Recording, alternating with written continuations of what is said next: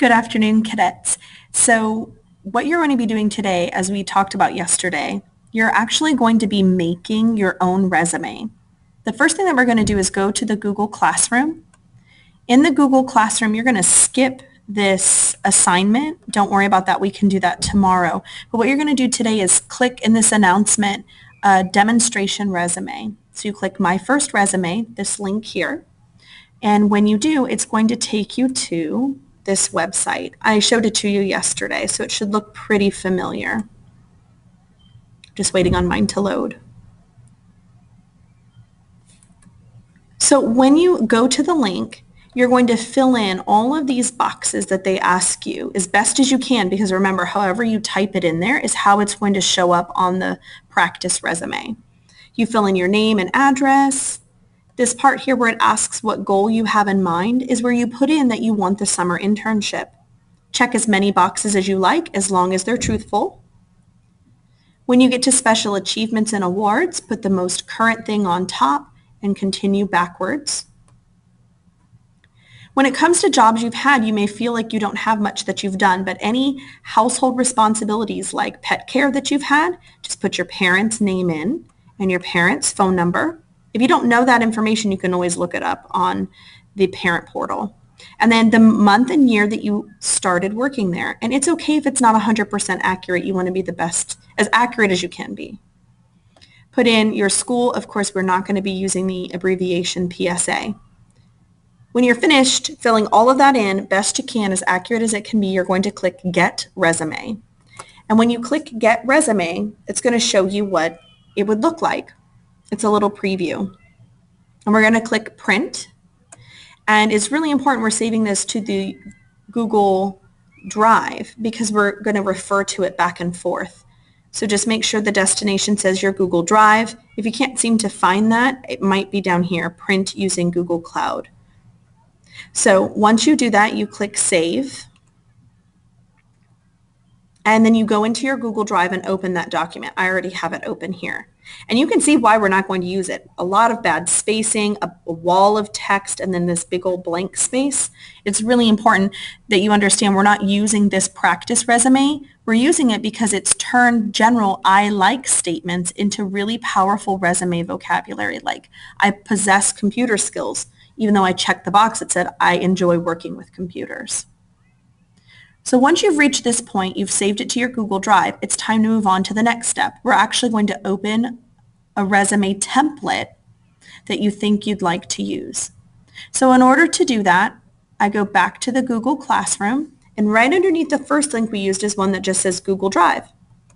When you click on it, it's going to take you to My Google Drive, and you're going to see 3 resume templates. There they are. So you're going to choose the template that you like best. The problem is that it's my copy. So when you click on it, it's just going to create this preview for you. And even when you open it, for you, you're not going to be able to edit anything. It'll actually say right up here at the top, it'll say View Only. That's how you know that it's my copy. So what you do is you go File, Make a Copy.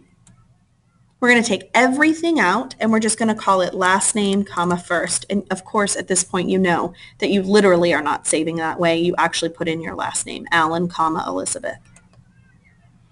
So at this point now, you'll be able to edit whatever you would like in the document. It's going to be important that you're only taking out one part at a time and putting in the information. Because if you don't and you just kind of select a bunch and you hit go away, please. If you hit the backspace, it's very possible that it's going to delete all of that formatting, and that's the whole point of the template. So go through, fill in the information section by section, being careful not to delete whole sections until you're ready to use them.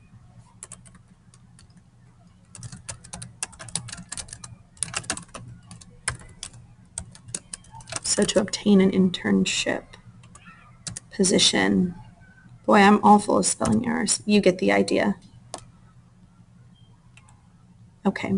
So Once you've been working on this part of the resume, this is what your focus is for today, is really just this actual resume, trying to take the information that you have on this sample one. Sorry. So here's your sample, and then I'm going to go back and I'm going to delete the information and fill it in with what's right. And your goal is that you don't have any blank spaces. You've got to come up with some kind of work experience or household responsibility that you have so that everything looks really nice and clear.